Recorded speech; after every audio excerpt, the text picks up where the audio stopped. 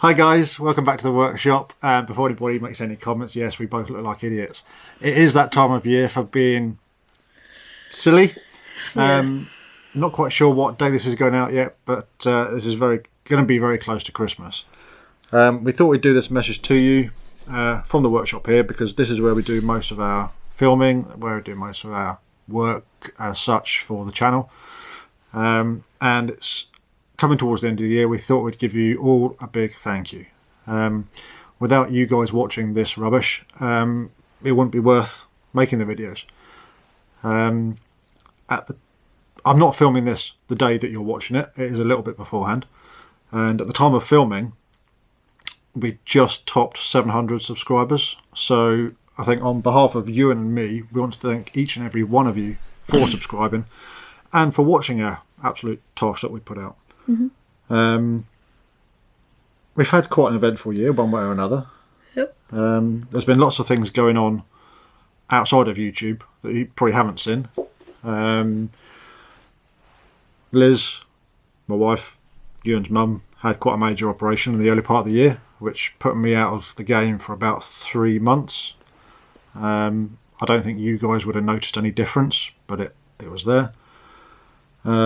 The other big thing, we all contracted the big pandemic virus thing in the space of a week, I think it was. Mm-hmm. And that was back in June. Quite possibly in the old house. No, it was in this house because I was ill here. It was back in June. Yeah. Because remember I came home from work, Hayley already had it. I had it as well. Yeah. So yeah, we all had the big virus. That cannot be named. Thankfully we weren't that ill with it. I think I was probably the worst, wasn't I? Yeah. Either the worst or the one that took it the worst. Made it out to be the worst, apparently. I keep on getting told it's just man flu, but it's not. It's something I wouldn't wish on anybody. But if that's as bad as it gets for us, I'm thankful for that. Moving on to better things, we've had a lot of good opportunities for filming this year. I can't off the top of my head think of a particular set of videos or anything like that jumps out at me as being the best for me, but I know what the one experience that was good for you, which was passing my bee. Okay, two experiences then. Oh, what's the... Oh, gosh. Because we didn't film the bee, did we? Oh. It's the charger. Yeah. Oh, right. There isn't an engine starting up over there. It's the charger. So yeah, you passing your bee. Mm-hmm. It was a very proud moment for me because I can remember passing my bee a few years ago. But also the runner-up of passing the bee. No, like after passed my bee. The prize. Yeah. The prize as such. So what was said to you beforehand? What made you want to pass your bee, other than just for the achievement? Because about 2 years before, I had been promised by Steve Holland that I'd be able to get a fly of his Lancaster. So those of you who don't know who Steve is, we're talking about Steve Holland. And those of you who don't know who Steve Holland is, he's quite a prolific air modeller of large models here in the UK. And he's got a 17-foot Lancaster, one of quite a few in the UK. And as Ewan said, he promised to Ewan that once he passed his bee test, he'd be able to get a fly on it. So you passed your bee, which is all great and all singing and all dancing. Yep. Which you were happy about. I was happy about. And then what was the first thing you said to me 8 minutes after passing it? 8 minutes. I know it was 8 minutes because I knew it was going to happen. I need to message Steve. Yeah. So I think you actually sent Steve a message saying you'd passed it. And I sent Steve the photo. I sent him a photo as well. And then we were sort of stuck then, weren't we? Because the plan was to go and meet Steve somewhere and have a fly. And he normally only takes the Lancaster to like shows and events because it does need a fair bit of space to fly. So we're trying to arrange a location to do it. If it was an event, it would be in like the evening sometime. Mm-hmm. But since passing a test, I've either been away at work or the weather's been rubbish or various other things have got in the way. Steve's been at work. He works abroad as well. And then the opportunity came up to go down to Buckminster Here in the UK, that's the home of the national body. They've got a flying site, and there was going to be an event down there. Long story short, the weather was going to be horrendous that weekend, and we were meant to be camping at the event, which didn't appeal. But Steve said, if you're coming that far, why don't you come a little bit further, and we'll have a weekend of flying. So we arranged that, didn't we? And we went down there. It was a very, very long weekend. We went early on Saturday morning, came back very late on the Sunday. What, 2:30 in the morning? Yeah. Got back.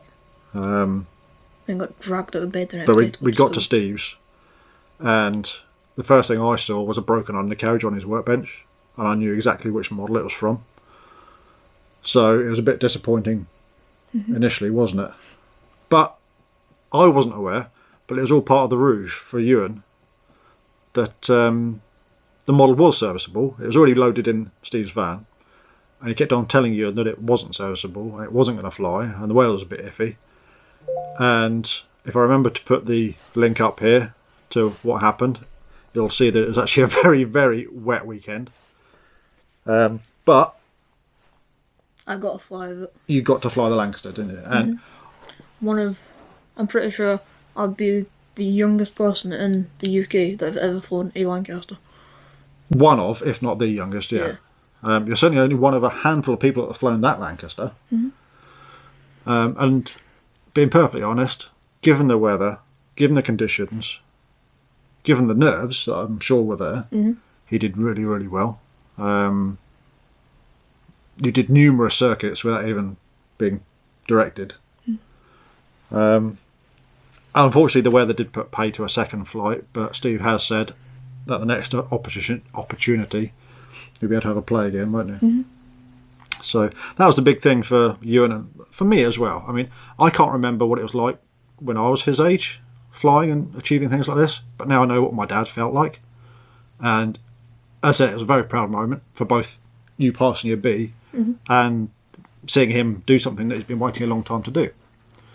So yeah, there's been a few things this year that have been good. I can't think of anything really bad that's happened. The death of the acrobat. Yeah, that's the only thing I could think of straight away.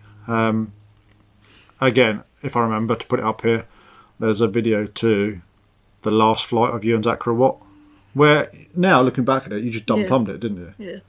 Yeah. Possibly a bit of orientation issues, but definitely a dumb-thumbing incident. No, I did something, so I pulled up when I was upside down. Yeah. Down was up and up was expensive.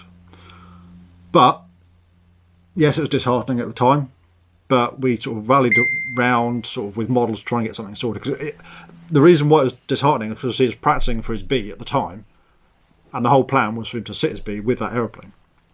So anyway, long story short, got another aeroplane sorted out, and he passed his B with flying colours. And I have since got a new acrobat. Yes, since got a new Acrowatt.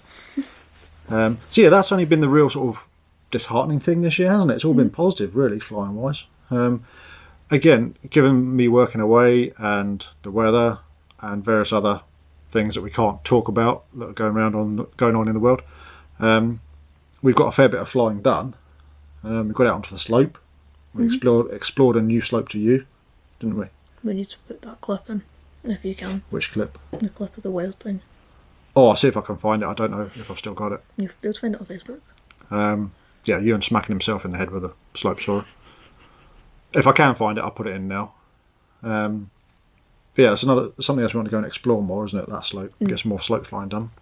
Test fly my Serenade thingamajig. Serenade. Yeah, that. So yeah, that's his latest build that he's finished. I don't know if we'll get the weather to fly it this year or not. Don't think we will. But you already want to build something else similar, don't you? So you've got lots of projects planned.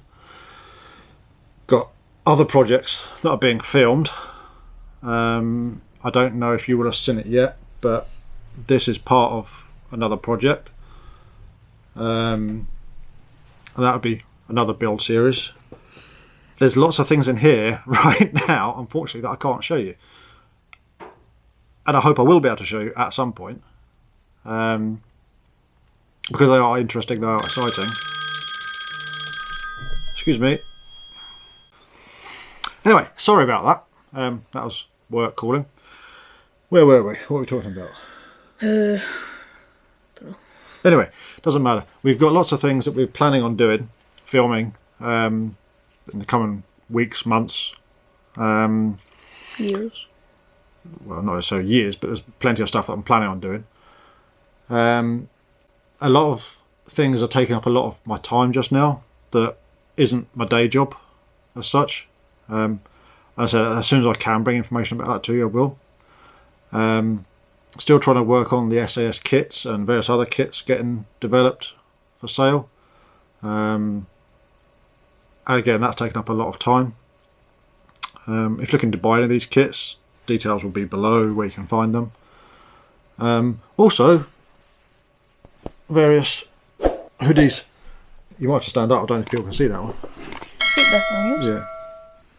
Anyway, if you want to buy rubbish t-shirts like these, again the link's below. Those of you that have bought them, it's very much appreciated. I've actually had the first withdrawal payment from selling merchandise, and that's actually going into a load of covering for one of the projects that's being done here. But again, you'll see that in videos to come.